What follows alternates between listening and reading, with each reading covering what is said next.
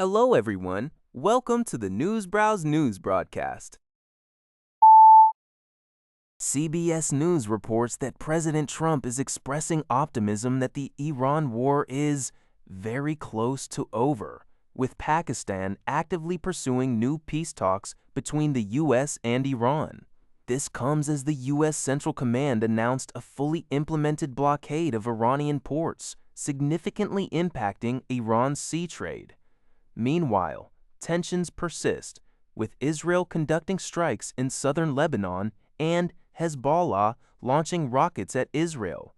Despite recent direct negotiations between Lebanon and Israel, President Trump also reiterated his dissatisfaction with UK Prime Minister Keir Starmer for not joining U.S.-Israeli strikes on Iran and renewed his criticism of Pope Leo XIV and NATO for their stances on the conflict.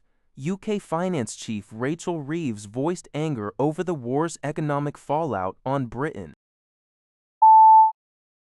Al Jazeera reports that Italy has suspended the renewal of a long-standing 20-year defense agreement with Israel.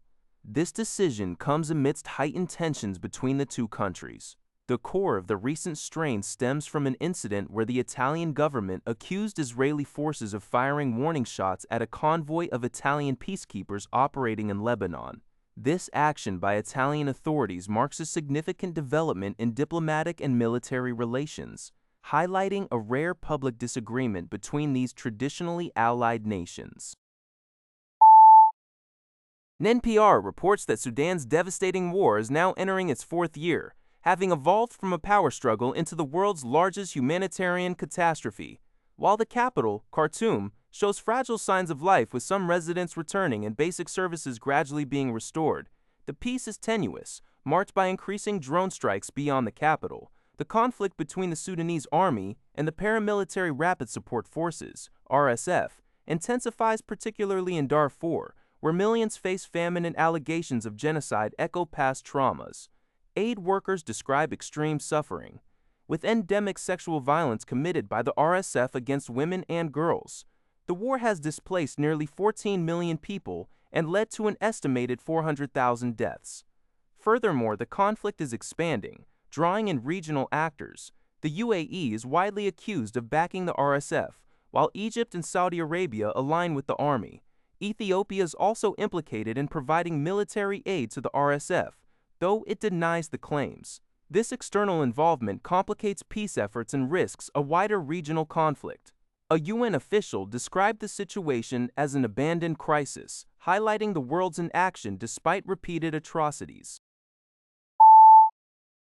NHK reports that, according to the Wall Street Journal, Iran could face substantial daily financial losses if the United States imposes a blockade on the Strait of Hormuz. The U.S. newspaper cited an analyst from an American think tank, estimating Iran's potential loss at $435 million a day.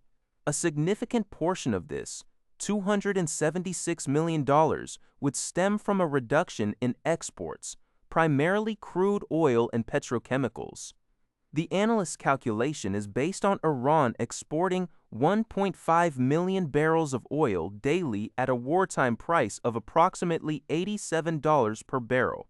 With over 90% of this oil passing through Karg Island, Iran's largest oil shipment hub in the Persian Gulf. However, the article also mentions that other analysts suggest Iran's actual losses would depend on various unknown factors, including the effectiveness and impenetrability of any U.S. blockade.